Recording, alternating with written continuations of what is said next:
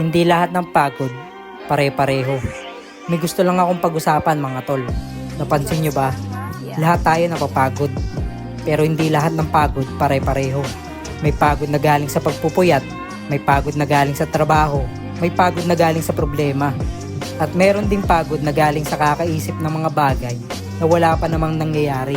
Pero kung mapapagod ka lang din, dun ka na sa pagod na may dahilan. Yung pagod na alam mo may binubuo, yung pagod na alam mong isang hakbang palapit sa pangarap mo. Kasi pareho lang naman sasakit ang katawan mo. Pareho lang naman lilipas ang isang araw. Ang tanong, saan mo ginamit ang pagod mo?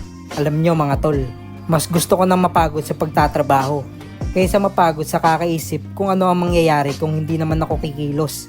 Mas gusto ko nang mapagod sa pag-aaral ng bagong bagay kaysa mapagod sa kakakumpara sa buhay ko sa iba.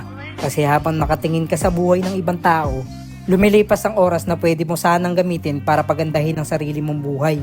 At isa pa, huwag mong isipin na sayang ang pagod mo kapag hindi naging maganda ang resulta. Walang pagod na nasasayang kung may natutunan ka. Minsan hindi pera ang kapalit. Minsan karanasan. Minsan disiplina.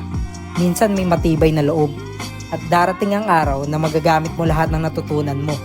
Kaya kung pagod ka man ngayon, tanungin mo ang sarili mo. Yung pagod ko ba ngayon, may inilalapit ba ako sa pangarap ko? Kung oo ang sagot, ipagpatuloy mo lang.